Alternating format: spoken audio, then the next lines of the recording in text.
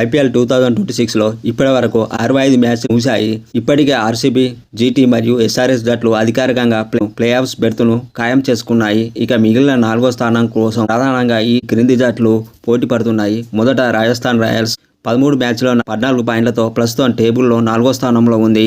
4వ స్థానం రేసులో అత్యంత అనుకూలమైన స్థితిలో ఉన్న జట్టు ఇదే. తమ చివరి మ్యాచ్లో ముంబై ఇండియన్స్పై గెలిస్తే ఎవరితోనూ సంబంధం లేకుండా 16 పాయింట్లతో నేరుగా ప్లేఆఫ్స్కు చేరుకుంటుంది రాజస్థాన్ రాయల్స్. రెండో జట్టు పంజాబ్ కింగ్స్ 13 మ్యాచ్ల్లో 13 పాయింట్లతో 5వ స్థానంలో ఉంది.